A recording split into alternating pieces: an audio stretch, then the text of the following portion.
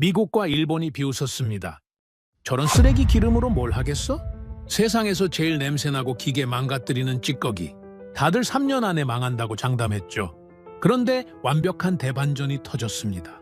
그 쓰레기 기름을 가져간 나라가 일본 제조업을 완전히 밟아버렸어요. 미국 전투기도 그 나라 기름 없이는 하늘을 못 납니다. 기름 파는 사우디까지 그 나라한테 기름을 사러 와요. 비웃던 놈들이 줄 서서 손 벌리고 있습니다. 그 나라가 어딥니까? 대한민국입니다. 쓰레기로 세상을 뒤집은 이야기 지금 시작하겠습니다. 런던 본사 회의실 대형 스크린에 한국 데이터가 떴습니다. 중동 원유 70%. 이걸로 산업을 돌린다고? 곳곳에서 비웃음이 터져 나왔습니다. 저도 고개를 저었죠. 세계 최악의 기름이었으니까요. 3년 안에 무너집니다. 누군가 단언했습니다. 3년 후 한국은 버텼습니다. 5년 후 수출이 늘어났습니다. 10년 후 석유 제품 수출 50조 원. 회의실은 조용해졌습니다. 비웃음 당한 건 우리였습니다. 저는 제임스 워렌입니다. 영국 출신 에너지 시장 분석가죠. 32년간 이 바닥을 봐왔습니다. 북해 유전부터 중동 공급망까지 전부 겪었어요.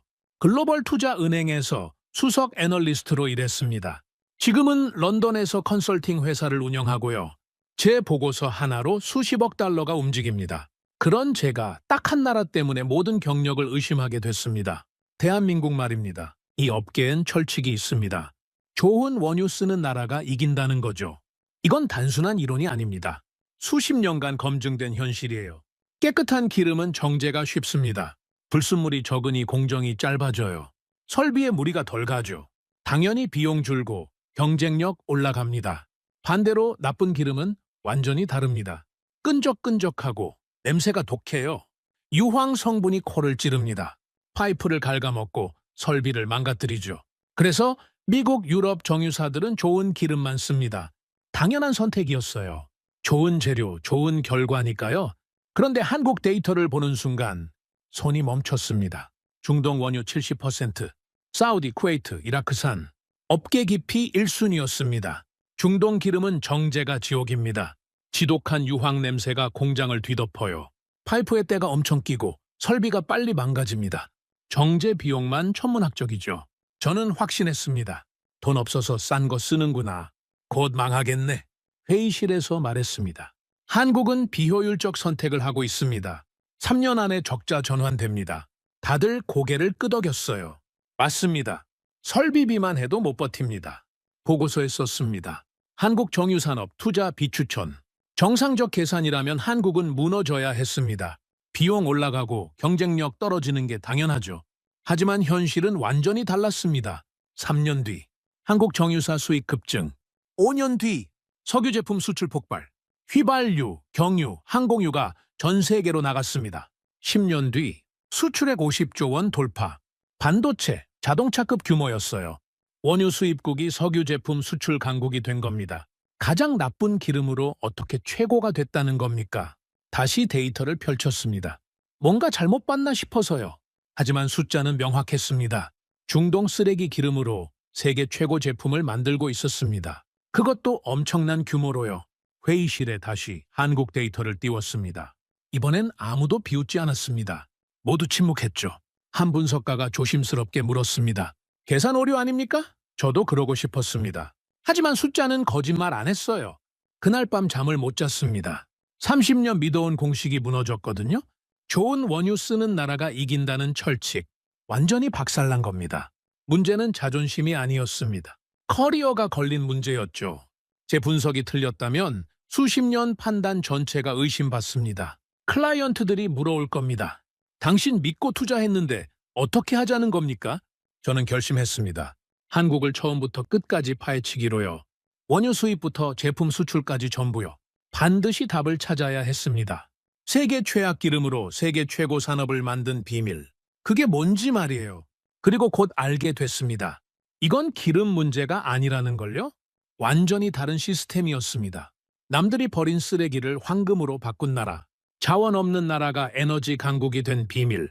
그 충격적 진실을 지금부터 보여드리겠습니다. 세상에는 절대 변하지 않는 법칙이 있습니다. 제가 30년간 믿어온 철칙이죠. 좋은 원유를 쓰는 나라가 결국 이긴다. 서부 텍사스산 북해 브렌트유.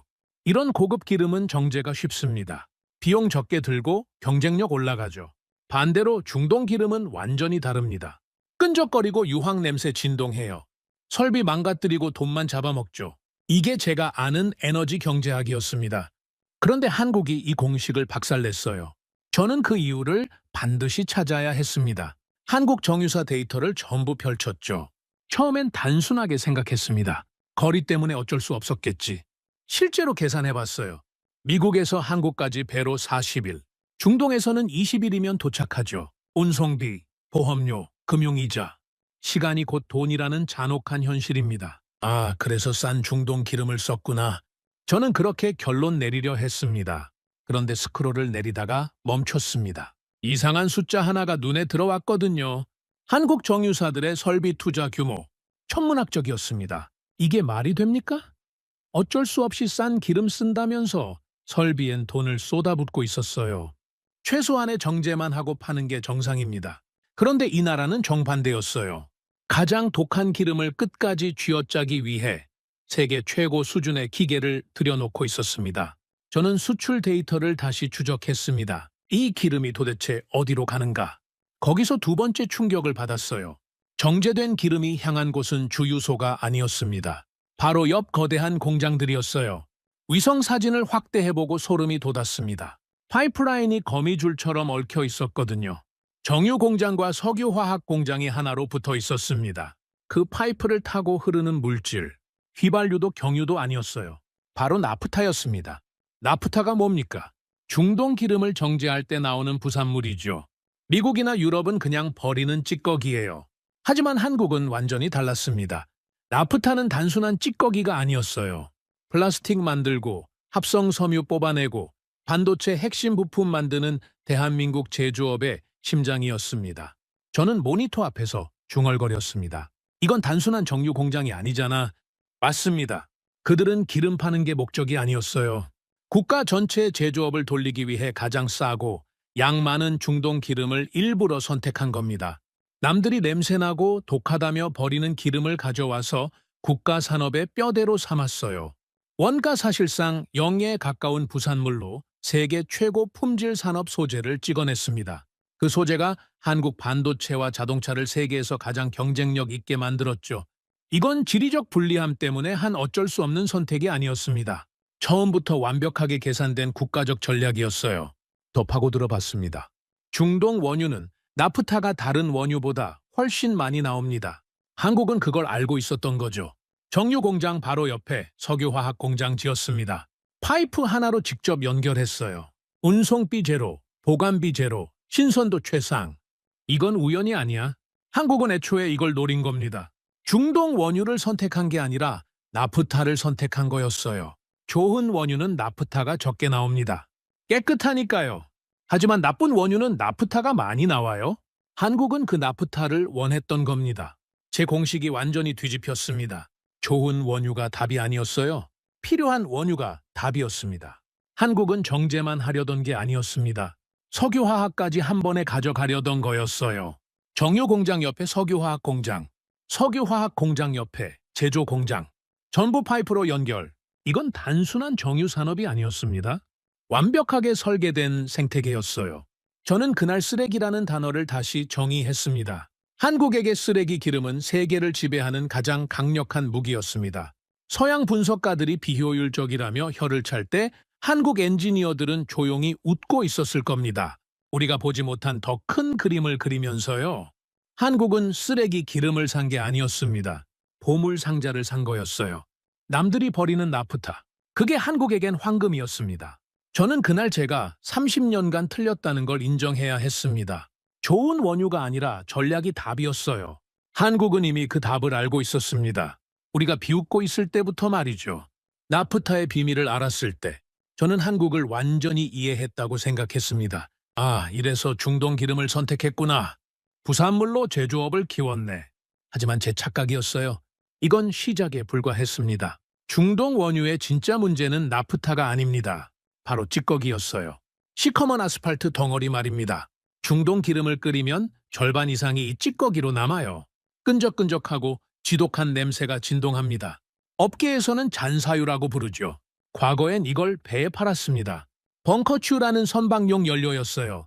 싸니까 그냥 썼죠. 한국은 이 찌꺼기를 팔아서 버텼습니다. 나프타로 제조업 돌리고 찌꺼기는 배에 팔아넘기고 아슬아슬한 줄타기였어요. 그런데 전 세계에 폭탄이 터집니다. 환경 규제가 시작된 겁니다. 국제해사기구의 엄격한 명령이 떨어졌어요. 바다에서 독한 기름 태우지 마라. 선박들은 깨끗한 기름만 써야 했습니다. 이게 무슨 뜻인지 아십니까?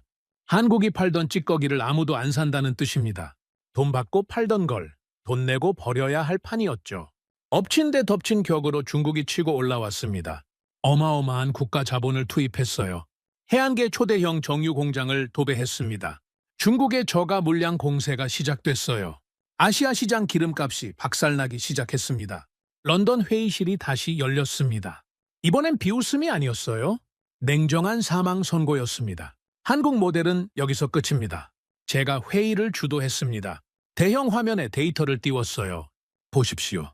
찌꺼기가 산더미처럼 쌓이고 있습니다. 하루에 쏟아지는 쓰레기만 수십만 배럴입니다. 팔 곳은 없고 보관할 탱크도 부족합니다. 게다가 중국이 가격까지 후려치고 있죠. 다른 분석가들도 고개를 끄덕였습니다. 나프타로 번 돈 찌꺼기 처리하다 다 날리겠군요. 계산기를 두드려 봤습니다. 결과는 참혹했어요. 찌꺼기를 버릴 곳이 없으면 어떻게 됩니까? 정유 공장 가동을 멈춰야 합니다. 정유 공장이 멈추면 어떻게 될까요? 나프타 공급이 끊깁니다. 나프타가 끊기면 옆에 있는 석유화학 공장이 멈춥니다. 플라스틱, 합성섬유 생산이 중단되죠. 그 여파는 끔찍합니다. 자동차 부품 공장이 멈추고 반도체 포장 라인이 멈추고 조선소 기계음이 꺼집니다. 대한민국 제조업 전체가 마비되는 겁니다. 이건 단순한 기업 위기가 아니었습니다. 국가 시스템 전체가 붕괴하는 소리였죠. 저는 클라이언트들에게 긴급 보고서를 보냈습니다. 한국 정유 산업의 구조적 한계 도래, 모든 투자금 회수 권고. 한국에서 발을 빼야 할 시간입니다. 저는 제 판단에 100% 확신이 있었어요. 숫자가 그렇게 말하고 있었으니까요. 찌꺼기 처리 비용을 더해보면 단 1년도 버티기 힘든 구조였습니다. 결국 좋은 기름 쓰는 우리가 맞았다. 런던의 전문가들은 안도했습니다. 서양의 오랜 상식이 다시 승리한 것 같았죠. 정상적인 국가라면 여기서 백기를 들어야 합니다. 중동 기름을 포기하고 비싸더라도 미국산 맑은 기름을 사와야 했죠. 하지만 제가 또 한 번 완벽하게 틀렸다는 걸 그때는 꿈에도 몰랐습니다. 한국 엔지니어들은 이 위기를 벌써 십수년 전부터 알고 있었거든요. 우리가 찌꺼기 때문에 망할 거라고 확신할 때 그들은 아무도 모르게 괴물 같은 기계를 짓고 있었습니다. 상식으로는 절대 불가능한 기계, 물리학의 한계를 시험하는 거대한 장치. 그들이 그 시커먼 찌꺼기로 무슨 짓을 했는지, 어떻게 전 세계를 또 한 번 놀라게 했는지 그 소름 끼치는 반전을 다음에 말씀드리겠습니다. 한국 정유사 실적 발표일이 다가왔습니다. 저는 당연히 엄청난 적자를 예상했죠. 찌꺼기 산더미에 중국 공세까지. 망하는 게 정상이었으니까요. 그런데 숫자를 보는 순간 손이 멈췄습니다. 적자는커녕 사상 최대 이익이었거든요. 이게 대체 무슨 일입니까? 런던 회의실이 발칵 뒤집혔습니다. 계산 오류 아닙니까? 분기를 잘못 본 거 아니에요? 저는 데이터를 5번 확인했어요. 틀림없었습니다. 한국 정유사들은 절벽 끝에서 날아오르고 있었습니다. 더 이상한 건 따로 있었어요. 그 산더미 같은 찌꺼기가 감쪽같이 사라진 겁니다. 어디다 몰래 버렸나? 바다에 몰래 버린 건 아닐까? 하지만 환경 감시 데이터를 봐도 아무것도 없었습니다. 불법 투기 흔적 제로, 폐기 비용 기록도 제로. 그럼 대체 어디로 간 겁니까? 저는 한국 정유 공장 위성 사진을 확대했습니다. 그리고 공장 한가운데서 낯선 구조물을 발견했어요. 거대한 철제탑이었습니다. 아파트 수십 층 높이. 은빛 파이프가 혈관처럼 얽혀 있었죠. 이게 뭐지? 자료를 뒤져봤습니다. 고도화 설비라고 적혀 있었어요. 한국 엔지니어들은 이걸 지상의 유전이라고 부르더군요. 그리고 이 괴물의 정체를 알게 된 순간 등골이 서늘해졌습니다. 한국은 찌꺼기를 버린 게 아니었습니다. 그 거대한 철제탑 안에 모조리 집어넣고 있었어요. 그 아는 말 그대로 지옥이었습니다. 섭씨 500도가 넘는 펄펄 끓는 열기. 상상을 초월하는 엄청난 압력. 왜 이런 무모한 짓을 했을까요? 찌꺼기 분자를 쪼개기 위해서였습니다. 끈적끈적한 덩어리를 강제로 잘게 부수는 거죠. 그러면 어떻게 됩니까? 가벼운 기름으로 바뀝니다.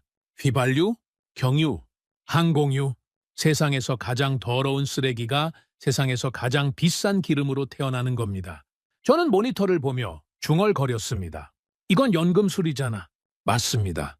한국은 현대판 연금술사였어요. 남들이 돈 주고 버리는 찌꺼기를 황금으로 바꾸고 있었던 겁니다. 그런데 더 놀라운 사실이 있었습니다. 이 설비를 한국은 언제부터 짓기 시작했을까요? 자료를 더 파헤쳐 봤습니다. 그리고 소름 끼치는 사실을 발견했어요. 1990년대부터였습니다. 위기가 터지기 20년 전이에요. 그때 아무도 찌꺼기 문제를 심각하게 보지 않았습니다. 배에 팔면 그만이었으니까요. 하지만 한국 엔지니어들은 달랐습니다. 언젠가 이 찌꺼기를 못 팔 날이 온다. 그때를 대비해야 한다. 20년 앞을 내다본 겁니다. 천문학적 돈을 쏟아부었어요. 실패할 수도 있는 기술에 말이죠. 주변국들은 비웃었습니다. 한국은 돈이 남아도나? 그냥 좋은 기름 사오면 되는데. 하지만 한국은 멈추지 않았습니다. 설비를 짓고 또 지었어요. 기술을 연마하고 또 연마했습니다. 그리고 위기가 터졌을 때, 전 세계가 패닉에 빠졌을 때 한국만 조용히 웃고 있었습니다. 우리는 준비됐어. 찌꺼기가 쌓이는 게 아니라 황금이 쌓이고 있었던 겁니다. 공장에 들어간 중동의 가장 독한 기름, 절반은 나프타가 되어 반도체와 자동차를 만들고 나머지 절반은 최고급 항공유가 되어 전 세계 하늘을 날았습니다. 버려지는 건 단 한 방울도 없었어요. 100% 완벽한 효율. 저는 그날 한국이라는 나라를 완전히 다시 봤습니다. 이건 운이 아니었어요. 요행도 아니었습니다. 20년을 내다보는 전략, 천문학적 투자를 감당하는 배짱, 세계 최고 수준의 엔지니어링, 이 모든 게 완벽하게 맞아떨어진 결과였습니다. 남들이 망할 거라고 확신할 때 한국은 이미 다음 판을 준비하고 있었어요. 쓰레기를 황금으로 바꾸는 나라, 20년 앞을 보는 나라, 대한민국이었습니다. 저는 그날 제 모든 공식을 버렸습니다. 좋은 원유가 답이 아니었어요. 미리 설계한 기술이 답이었습니다. 문제는 자원이 아니라 전략이었습니다. 한국은 그 전략을 30년 전부터 실행하고 있었던 겁니다. 하지만 이 놀라운 성공에도 불구하고 저는 여전히 의심했습니다. 과연 이 시스템이 영원히 지속 가능할까? 한국만의 특수한 행운일 뿐 아닐까? 그 의심은 곧 더 큰 충격으로 저를 덮칠 예정이었습니다. 한국의 성공을 인정했습니다. 하지만 저는 여전히 의심했어요. 이건 특수한 케이스일 뿐이야. 다른 나라는 못 따라해. 그래서 비교 분석을 시작했습니다. 한국과 비슷한 조건의 나라들을 찾아봤어요. 일본이 있었습니다. 자원 없는 섬나라, 제조업 강국, 한국과 거의 똑같은 조건이죠. 일본도 중동 원유를 씁니다. 비율도 비슷해요. 그럼 결과도 비슷해야 맞지 않습니까? 데이터를 펼쳤습니다.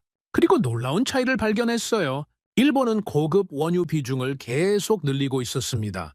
중동 의존도를 줄이려고 안간힘을 쓰고 있었죠. 기존 방식을 고수했어요. 결과는 명확했습니다. 석유 제품 수출 규모에서 한국이 일본을 압도하기 시작했습니다. 같은 조건인데 완전히 다른 결과였어요. 저는 글로벌 석유 무역 지도를 펼쳤습니다. 한국이 만든 그 엄청난 양의 기름, 대체 누가 다 사가는 걸까요? 그리고 또 한 번 입을 다물지 못했습니다. 빨간 화살표들이 한국에서 뻗어나가고 있었거든요. 아시아는 당연했습니다. 그런데 화살표는 태평양을 건너고 있었어요. 미국 서부 공항들, 유럽의 거대 허브 공항들, 심지어 호주까지 뻗어 있었습니다. 호주는 아예 자국 정유 공장을 문 닫고 있었어요. 왜냐고요? 한국에서 수입하는 게 훨씬 싸니까요. 품질도 압도적으로 좋았습니다. 미국 캘리포니아를 보십시오. 환경 규제가 세계에서 가장 깐깐한 곳입니다. 거기서도 한국산 친환경 기름을 찾아요. 전 세계 하늘을 날아다니는 여객기들, 그 심장에 한국산 항공유가 들어가고 있었습니다. 하지만 가장 충격적인 화살표는 따로 있었어요. 제 눈을 의심하게 만든 방향, 바로 중동이었습니다. 사우디아라비아, 아랍에미리트, 기름이 물보다 흔하다는 산유국들, 그들이 한국 기름을 수입하고 있었어요. 이게 상식적으로 이해가 가십니까? 기름을 파는 나라가 기름을 다시 사온다. 저는 이 기막힌 역설을 분석하기 시작했습니다. 이유는 명확했어요. 땅에서 캐낸 원유는 그냥 끈적한 액체일 뿐입니다. 자동차에 바로 넣을 수 없어요. 반드시 최고급 정제 기술이 필요합니다. 불순물을 빼내고 성분을 맞춰야 하니까요. 그런데 산유국들은 그 기술이 부족했습니다. 왜 그럴까요? 절박함이 없었기 때문입니다. 그들은 땅만 파면 돈이 나옵니다. 파이프만 꽂으면 검은 황금이 쏟아지죠. 굳이 복잡한 공장을 지을 이유가 없었어요. 배부른 농부들이었습니다. 하지만 한국은 달랐습니다. 기름 한 방울 안 나는 나라. 가진 건 사람과 기술밖에 없는 나라. 살아남으려면 남들이 안 하는 짓을 해야 했죠. 가장 싼 재료로 최고급 요리를 만들어야 했습니다. 배럴당 50달러에 중동 쓰레기 기름을 사옵니다. 그걸 한국의 괴물 같은 공장에 집어넣죠. 그러면 150달러짜리 최고급 항공유가 되어 나와요. 가치가 3배로 뜁니다. 그리고 그걸 다시 산유국에 되파는 겁니다. 중동의 왕족들이 타는 전용기. 그 연료 탱크에도 한국에서 가공한 기름이 들어갑니다. 저는 머리를 한 대 맞은 것 같았습니다. 이건 단순한 무역이 아니었어요. 권력의 이동이었습니다. 세계 경제의 갑은 항상 산유국이었습니다. 그들이 기름 밸브를 잠그면 전 세계가 벌벌 떨었죠. 하지만 한국은 그 공식을 비틀어 버렸습니다. 너희가 가진 건 그냥 원료일 뿐이다. 그걸 쓸모있게 만드는 건 우리 기술이다. 자원이 없다는 최악의 단점. 그 지독한 결핍이 오히려 한국을 단련시킨 겁니다. 결핍이 없었던 중동은 원유 수출국에 머물렀지만 결핍으로 뭉친 한국은 에너지 가공 패권국이 되었습니다. 저는 런던 클라이언트들에게 새 보고서를 썼습니다. 한국은 기름 수입국이 아니다. 세계 에너지를 지배하는 새로운 제국이다. 투자자들의 반응은 폭발적이었습니다.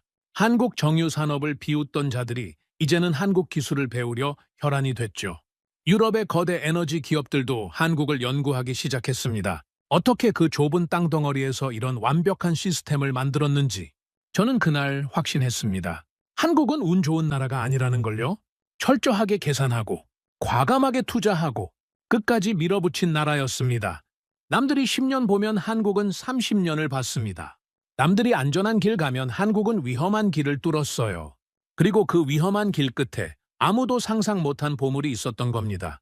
자원 없는 나라가 에너지 강국이 된 비밀. 그건 기술도 아니고 전략도 아니었어요. 미래를 보는 눈이었습니다. 저는 그날 인정했습니다.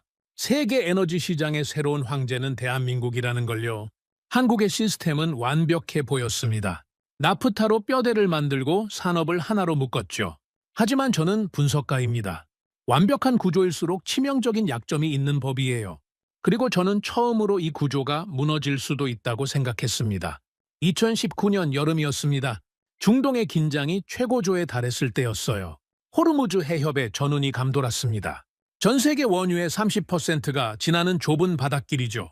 유조선들이 공격받기 시작했습니다. 사우디 정유 시설에 드론이 날아들었어요. 하루아침에 생산량 절반이 증발했습니다. 원유 공급망이 뿌리째 흔들렸습니다. 국제 유가가 폭등했어요. 배럴당 가격이 20% 급등했습니다. 시장 전체가 패닉 상태였죠. 런던 회의실에 다시 비상이 걸렸습니다. 한국 정유사들, 이번엔 진짜 끝났다. 중동 의존도가 70%인데 저기가 막히면 어떻게 하겠어? 맞습니다. 이건 단순한 리스크가 아니라 생존의 문제였습니다. 한국의 그 거대한 산업 생태계를 떠올려 봤습니다. 정유공장, 화학공장, 자동차, 반도체, 이 모든 걸 하나로 묶은 파이프라인. 그 심장으로 들어가는 핏줄이 오직 중동 하나뿐이었어요. 최악의 시나리오를 돌려봤습니다. 중동에서 배가 뜨지 못한다면 어떻게 될까요? 한국의 원유 재고는 길어야 2달. 그 기름이 떨어지는 순간 정유 공장이 멈춥니다. 정유 공장이 멈추면 파이프라인이 마릅니다. 나프타 공급이 끊기죠. 그러면 옆에 있는 석유화학 공장이 멈춰요. 플라스틱, 합성 섬유 생산이 중단됩니다. 그 여파는 끔찍합니다. 자동차 부품 라인이 서고, 반도체 포장 라인이 멈추고, 조선소의 기계음이 꺼집니다. 단 하나의 공급망이 막혔을 뿐인데 대한민국 제조업 전체가 심정지를 일으키는 구조였어요. 수출액 수십조 원이 허공으로 증발하는 겁니다. 수십만 명의 일자리가 하루아침에 사라질 위기였죠. 효율을 극대화하기 위해 다닥다닥 붙여놓은 공장들이 오히려 도미노처럼 무너지는 치명적인 약점이 된 겁니다. 내부 공포도 확산됐습니다. 한국 모델은 너무 위험하다. 단일 의존 구조의 치명적 약점이 드디어 터졌다. 엎친 데 덮친 격으로 외부 압박까지 들어왔습니다. 중국의 저가 공세였죠. 중국이 어마어마한 국가 자본을 투입했습니다. 해안계 초대형 정유 공장을 도배했어요. 하루 처리 용량만 한국 전체와 맞먹는 괴물들이었습니다. 글로벌 시장 가격이 붕괴하기 시작했어요. 중국은 막대한 보조금을 등에 업고 밀어붙였습니다. 한국이 100원에 팔면 중국은 80원에 시장에 던졌어요. 도저히 이길 수 없는 잔혹한 치킨 게임이었습니다. 중국이 가격을 무너뜨리고 있다. 한국은 중동 리스크에 중국의 물량 공세까지 겹쳤다.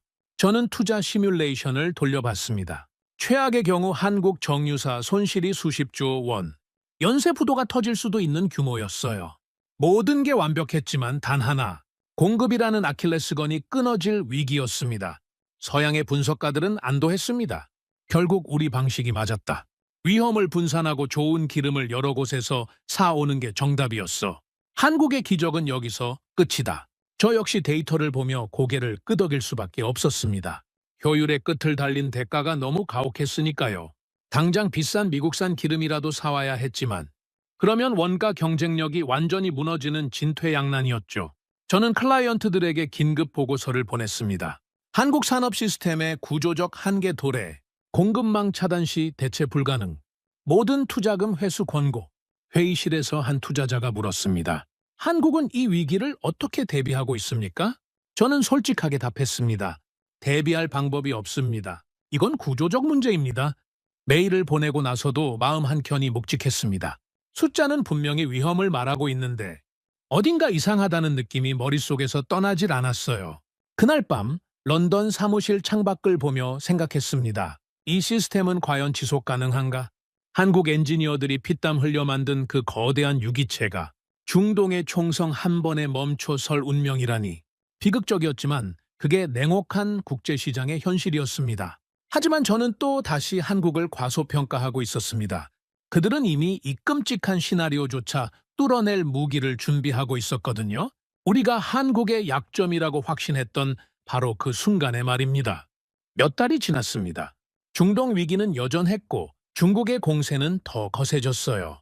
저는 한국 정유사들의 파산 뉴스를 기다리고 있었습니다. 그런데 이상한 일이 벌어졌습니다. 한국 정유사 분기 실적 발표. 저는 당연히 적자 폭탄을 예상했죠. 데이터를 열어보는 순간 손이 멈췄습니다. 사상 최대 이익, 또다시였습니다. 이게 대체 어떻게 된 일입니까?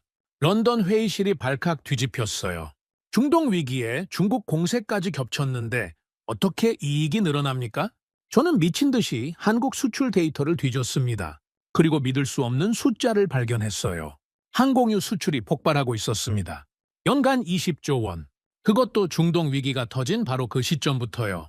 잠깐? 이게 말이 됩니까? 중동에서 기름이 끊길 위기인데 한국은 오히려 기름을 더 많이 팔고 있다. 이건 물리법칙에 어긋나는 일이었습니다. 그때 동료가 충격적인 문서를 가져왔습니다. 보잉사 내부 회의록이었죠. 거기에 이렇게 적혀 있었어요. 한국산 항공유 공급 중단 시 운항 불가. 저는 그 문장을 3번 읽었습니다. 미국 항공사들이 한국 기름 없이는 비행기를 띄울 수 없다는 뜻이었습니다. 세계 최강 미국이 한국 기름에 의존하고 있었던 겁니다. 저는 그날 밤을 새워 퍼즐을 맞추기 시작했습니다. 그리고 소름 끼치는 진실을 알게 됐어요. 환경 규제가 강화되면서 항공유 기준이 살인적으로 높아졌습니다.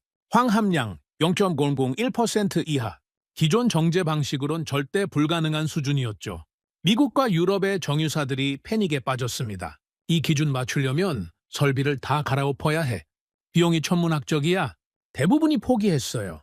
항공유 생산을 줄이거나 아예 중단했습니다. 바로 그 순간 한국이 움직였습니다. 전 세계가 버리는 찌꺼기들을 헐값에 싹쓸이하기 시작했어요. 남미, 아프리카, 동남아시아. 아무도 거들떠보지 않는 최악의 쓰레기들이었습니다. 그리고 그 거대한 고도화 설비에 쏟아부었어요. 시커먼 찌꺼기를 분자 단위로 쪼개고 재조립했습니다. 결과는 기적이었어요. 세계 최고 순도의 항공유가 쏟아져 나왔습니다. 황함량 0.0005%. 기준치의 절반 수준이었어요. 전 세계 항공사들이 한국으로 몰려들었습니다. 보잉기 한국에 긴급 전화를 걸었어요. 에어버스도 마찬가지였습니다. 제발 우리 항공사들에게 공급 좀 해주십시오. 가격은 한국이 불렀습니다. 배럴당 $200.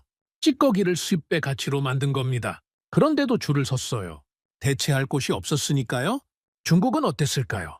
중국이 100원짜리 기름을 80원에 던질 때 한국은 10원짜리 쓰레기로 300원짜리 프리미엄을 뽑아냈습니다.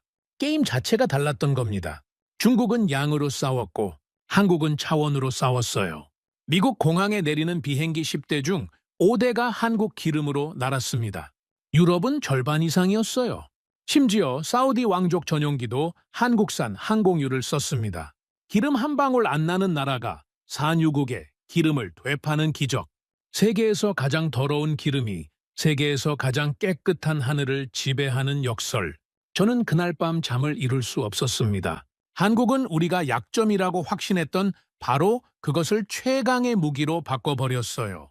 중동 의존 70%. 우리는 이게 아킬레스건이라고 비웃었습니다.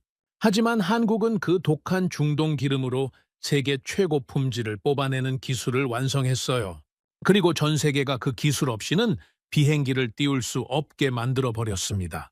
저는 그날 제가 30년간 쌓아온 모든 이론을 휴지통에 던졌습니다. 문제는 자원이 아니었습니다. 문제는 전략이었어요. 한국은 남들이 10년 보는 동안 30년을 내다봤습니다. 남들이 안전한 길 갈 때 위험한 길을 뚫었어요. 남들이 좋은 재료 찾을 때 나쁜 재료를 완벽하게 요리하는 법을 익혔습니다.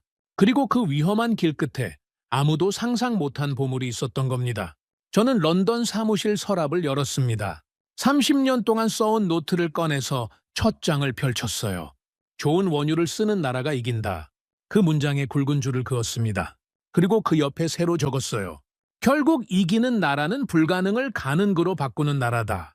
한국은 에너지 수입국이 아니었습니다. 에너지 가공 제국이었어요.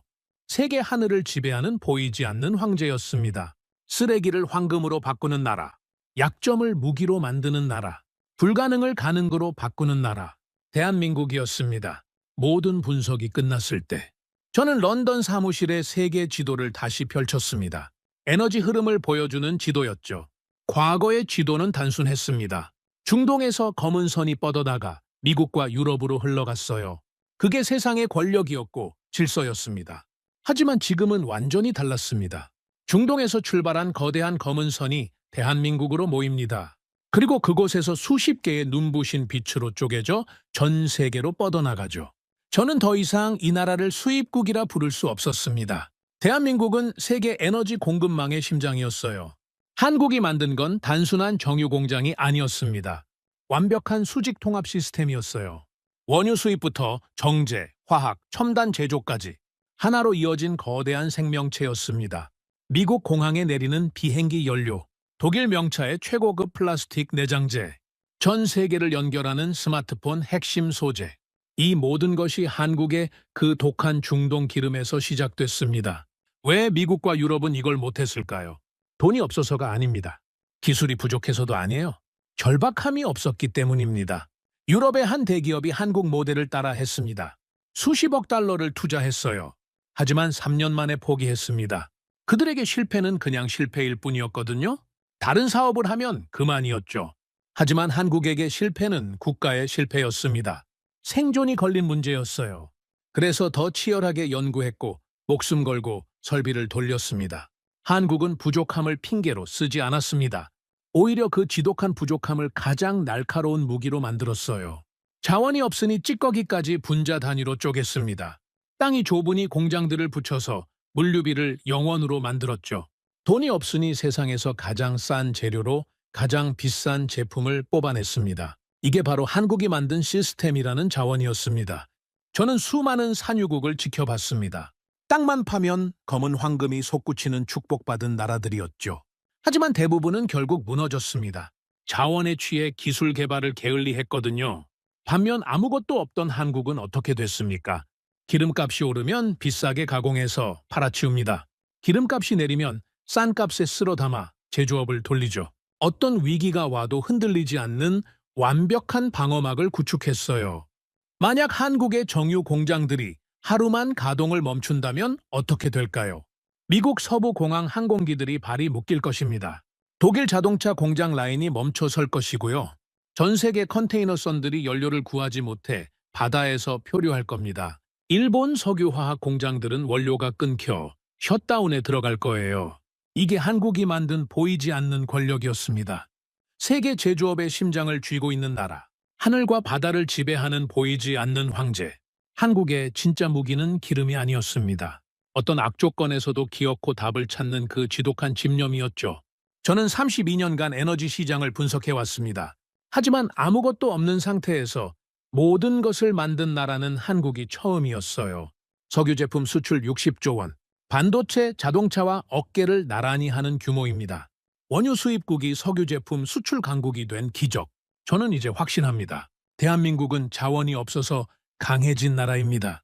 이 완벽한 구조와 지독한 집념이 꺾이지 않는 한 이 나라는 앞으로도 계속 세계를 놀라게 할 겁니다. 저는 그날 처음으로 한국인이 부러웠습니다. 이 나라는 불가능을 가능으로 만드는 나라였으니까요. 여기까지가 제가 직접 경험한 대한민국의 이야기였습니다. 저는 제임스 워렌, 32년간 에너지 시장을 분석해온 전문가입니다. 하지만 한국 앞에서는 학생이 됐어요. 세계에서 가장 나쁜 기름으로 세계 최강 제조업을 만든 나라, 자원이 없어서 더 강해진 나라, 틀린 줄 알았던 선택이 세상을 지배하는 정답이었던 나라. 이 영상이 여러분께 작은 자부심이라도 드렸다면 그것만으로 충분합니다. 좋아요와 구독은 이런 이야기를 계속 만드는 데 큰 힘이 됩니다. 긴 영상 끝까지 시청해 주셔서 정말 감사합니다. 다음에 또 뵙겠습니다.